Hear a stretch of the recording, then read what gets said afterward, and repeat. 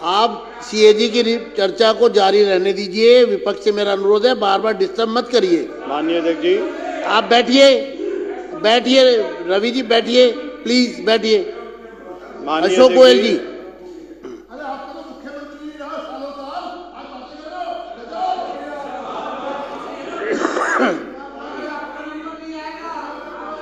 माननीय अध्यक्ष जी,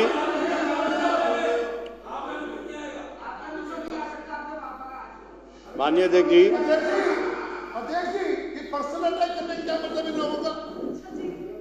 personal attack करने का क्या मतलब इन लोगों का? आजकल क्या बात करते हैं? होने की जरूरी नहीं है। अरे वो है ही चोर में करे। माननीय अध्यक्ष जी, आज स्वास्थ्य मानव जीवन का महत्वपूर्ण इंडिकेटर है और भारत में राइट टू हेल्थ एक रिकॉग्नाइज्ड प्रायोरिटी है। और आज सीएजी की रिपोर्ट जिस पर चर्चा हो रही है, सीएजी की रिपोर्ट सिस्टम के बारे में, इंफ्रास्ट्रक्चर के बारे में, सिस्टमेटिक फेल्योर के बारे में, डॉक्टर्स के बारे में और दवाइयों के बारे में विस्तृत रूप से ये रिपोर्ट दी गई। और सीएजी की जो रिपोर्ट है वो चीख चीख कर कह रही कि ये जो आपदा की सरकार थी, इसने दिल्ली के लोगों के स्वास्थ्य के साथ खिलवाड़ किया है। दिल्ली में जो बजट दिया गया केंद्र सरकार के द्वारा, उसको खर्च नहीं किया गया। अस्पतालों में बेड नहीं थे, बेड बढ़ाए नहीं गए, नकली या निम्न स्तर की दवाइयां खरीदी गई, डॉक्टर्स सही मात्रा में नहीं थे, पैरामेडिकल स्टाफ की भी वैकेंसी खाली रही।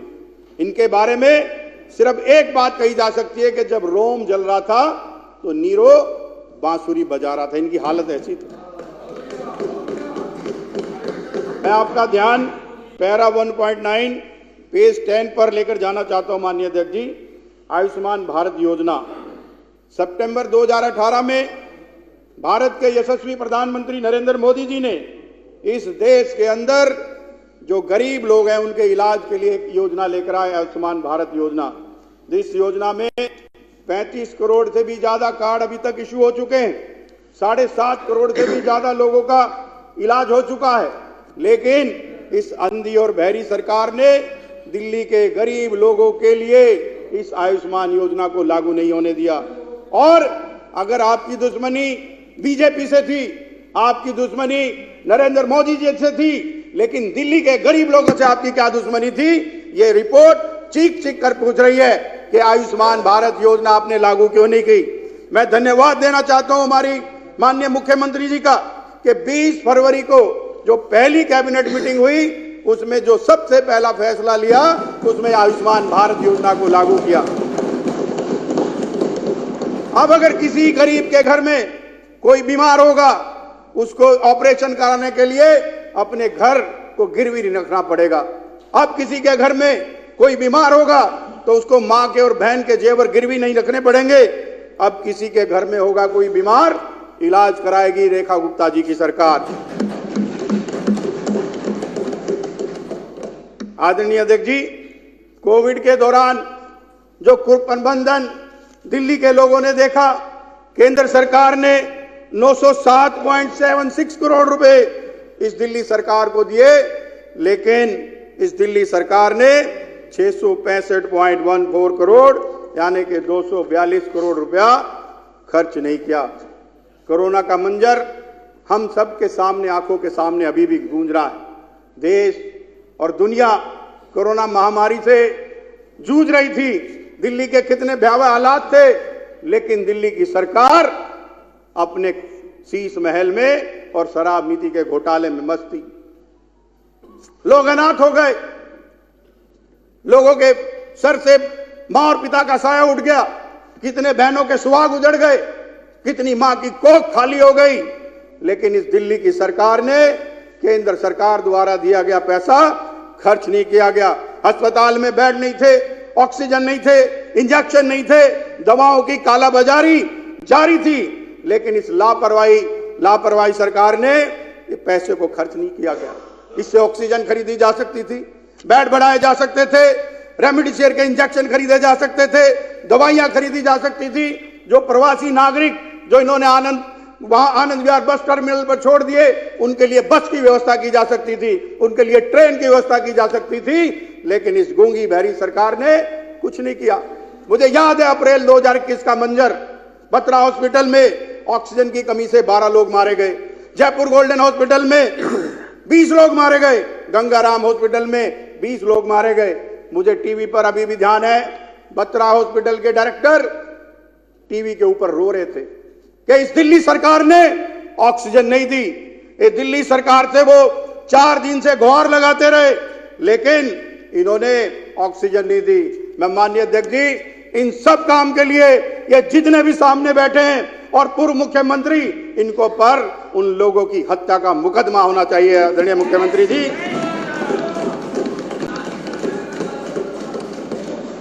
माननीय मुख्यमंत्री जी, वो आतंक मुक्त बोना अरविंद केजरीवाल टीवी पर आते थे, हर वक्त कहते थे कि बेड खाली है, इस हॉस्पिटल में बेड खाली है। मैं सामने बैठा हूं, मैंने लोगों को एक गाड़ी से दूसरी गाड़ी, दूसरे हॉस्पिटल, तीसरे हॉस्पिटल जाते देखा है, और लोगों ने उस बेड के इंतजार में सड़क के ऊपर अपने मां और पिता को मरते हुए देखा है।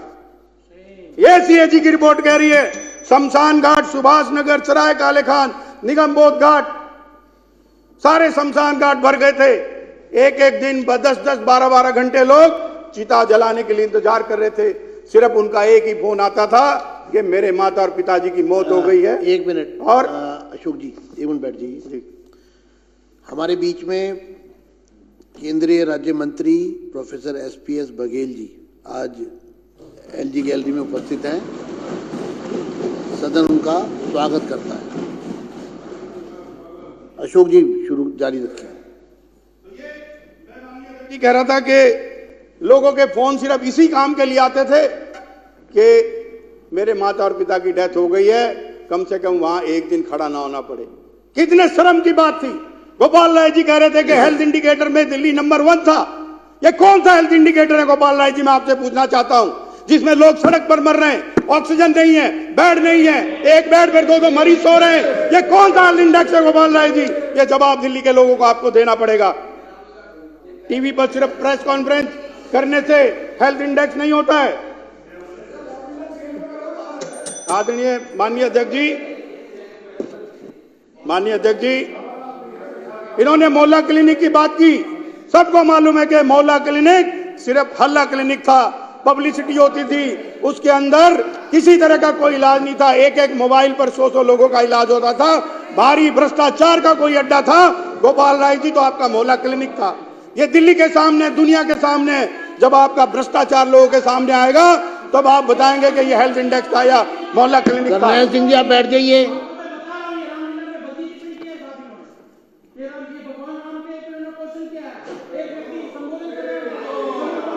देखिए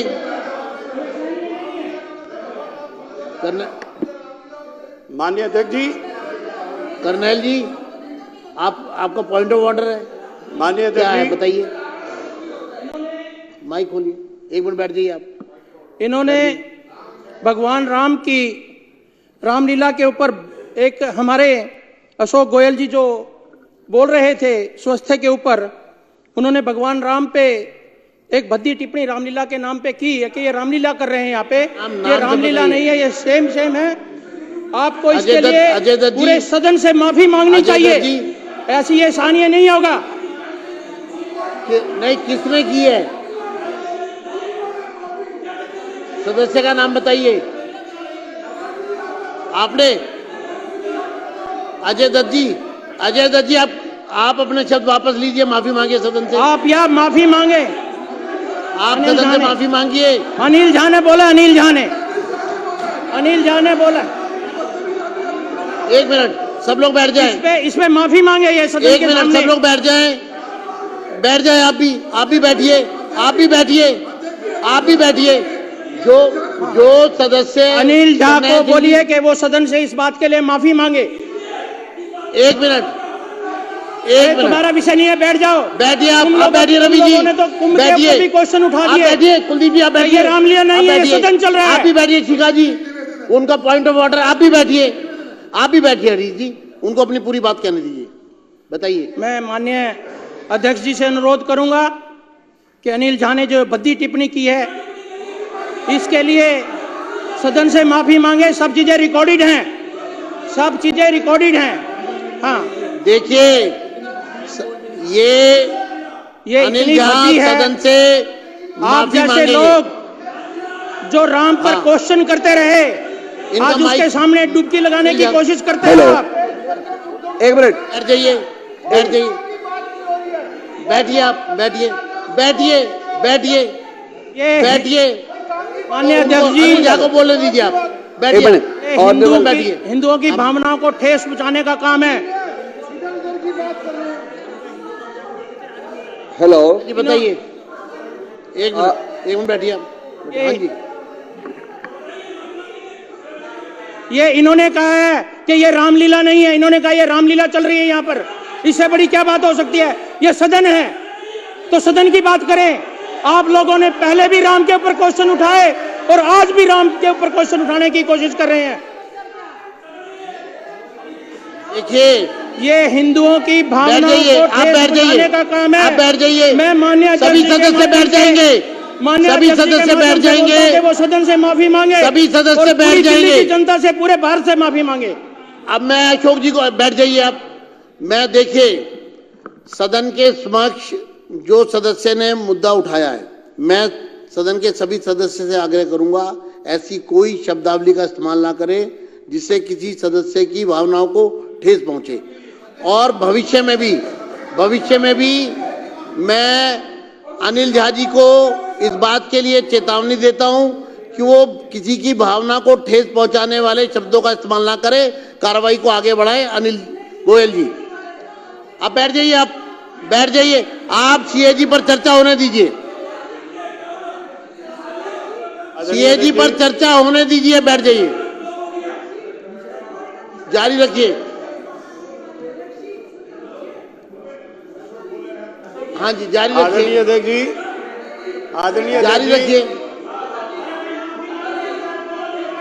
आप बैठिए कर्नल जी, हो गया, विषय समाप्त हो गया, विषय समाप्त हो गया, आगे बढ़िए। आप बैठिए, बैठिए अनिल जी।